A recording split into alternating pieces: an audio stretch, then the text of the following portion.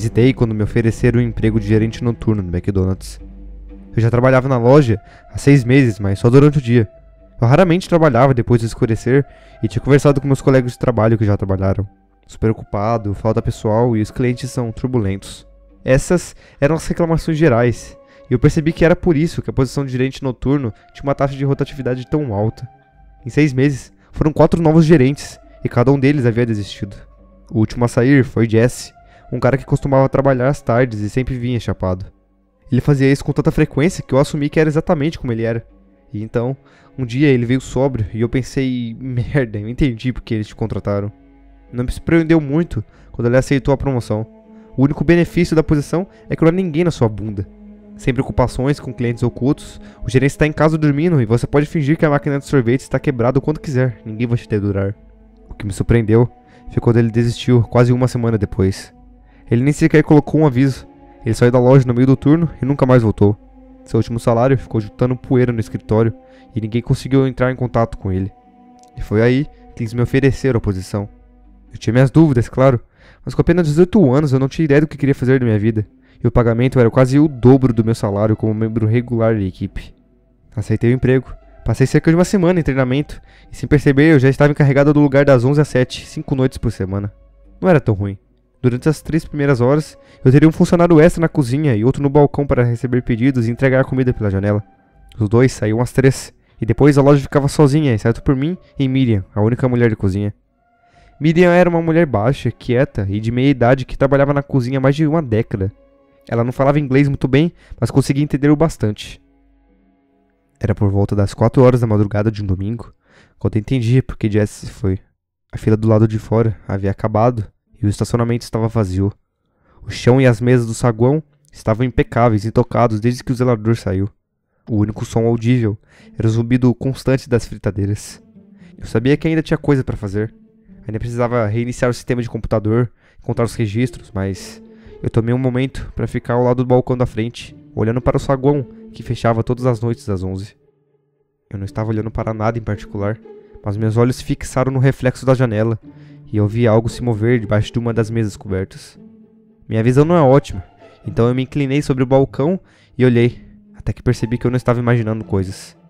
Eram as pernas de uma garota, saindo horizontalmente debaixo da mesa. Ela tinha sapatos brancos como a neve, do tipo que as enfermeiras usam. Suas pernas estavam nuas, mas eu não conseguia ver nada acima do joelho. A parte de trás dos seus calcanhares repousavam no chão, e os dedos dos seus pés apontavam para o teto. Então seus dedos começaram a balançar para frente e para trás, como se ela estivesse ouvindo música. Eu a observei por um momento. Será que ela estava ferida? Será que isso era uma pegadinha? Pessoas já tinham entrado no saguão depois de fechar antes, querendo fazer um pedido ou usar um banheiro, mas eu nunca vi nenhum deles agindo assim.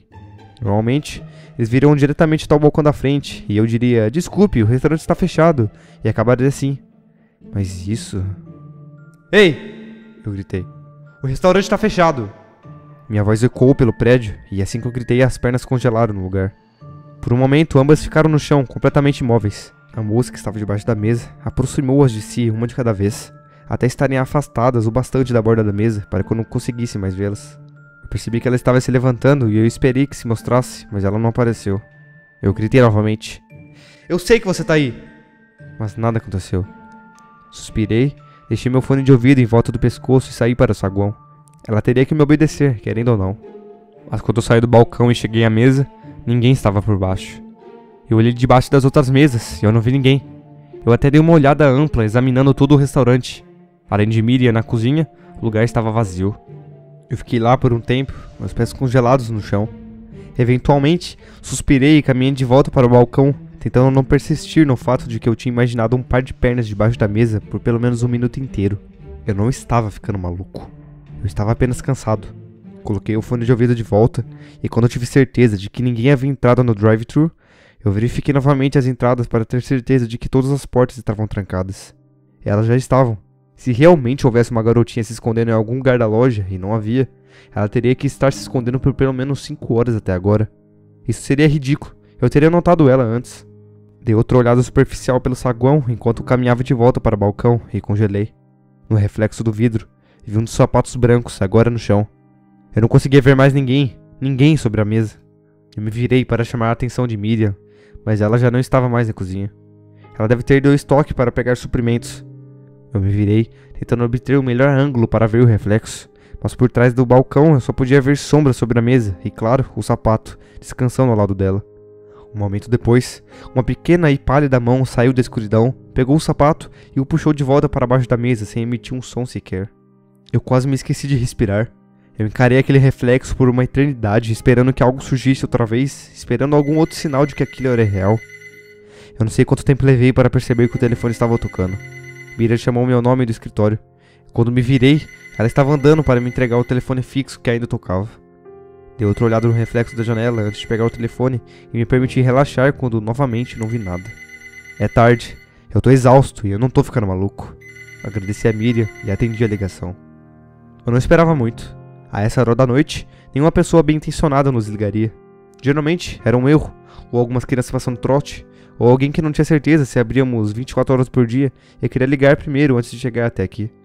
Mas eu sabia, desde o momento em que eu ouvi a voz do outro lado da linha, que isso era diferente. Ajuda!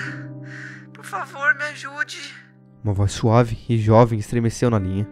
Meus olhos voaram de volta para o outro lado do saguão para o reflexo da janela. Quem é? Eu tô presa! Disse ela. Eu não vi nada incomum perto da mesa dessa vez. Eu tô presa debaixo da mesa. Onde você tá? Perguntei.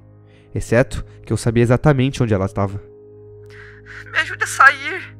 Ela continuou como se não tivesse me ouvido. Eu tô presa, eu não consigo sair. Eu podia sentir os pelos da minha nuca eriçados e minha visão parecia super focada. Onde uma vez a reflexão estava embaçada, agora eu já podia ver com perfeita clareza. Entretanto, nada aconteceu. Nada saiu debaixo da mesa, mas a voz do telefone continuava implorando por ajuda. Por favor, senhor. Eu tô presa aqui faz tanto tempo. Eu quase desliguei o telefone bem ali. Se eu tivesse desligado, acho que fingiria que nada disso havia acontecido, e caso o telefone tocasse de novo, eu não atenderia. Mas isso não era o tipo de coisa que alguém poderia ignorar, e além disso, poderia sentir até na pele, que mesmo depois de desligar, quantas vezes eu quisesse, ela não iria parar de ligar. Voltei para o saguão. Eu não andei mais lentamente que o normal, mas demorou uma eternidade para chegar à mesa. Fiquei pensando em Jesse, como ele desapareceu de repente sem nenhuma explicação. Eu me agachei, eu olhei sobre a mesa, e assim como na última vez, ninguém estava lá. Dei um suspiro de alívio, a voz no telefone soava tão falsa agora. Era claramente alguém passando um trote que, por acaso, escolheu a melhor hora possível para mexer comigo. Tá, legal, idiota, disse o telefone, e tentei desligar de uma vez por todas. Escuta, não ligue para esse lugar novamente. Mas eu finalmente consigo te ver. Ela disse, parecendo honestamente confusa. Eu tô bem do seu lado. Você tá vestindo um uniforme vermelho e preto e uma viseira. Sim, obviamente, eu disse. Se esse fosse um trote, eles saberiam que eu estaria assim. Esse é o McDonald's. Nós todos nos vestimos assim. E seus olhos são castanhos. E você não tem um crachá. E você tem um corte na mão direita. Sua descrição continuou, chegando ao ponto em que ela descreveu o jeito que eu estava agachado, a forma do meu nariz, que minhas mãos estavam tremendo.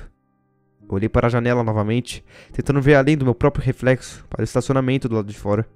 Alguém estava me observando do lado de fora, eu disse a mim mesmo, mas eu estava errado. A reflexão era tudo que eu precisava ver. Nela estava o rosto da garota espiando, uns 4 ou 5 centímetros além do fim da mesa. Ela olhou diretamente para mim, quase a um braço de distância, seus lábios se movendo em sincronia com as palavras que eu ouvia através do telefone. Eu me afastei dela, tropeçando em uma cadeira. Deixei cair o telefone no chão, mas ainda assim podia ouvir o tom de sua voz, mas nenhum som saía debaixo da própria mesa.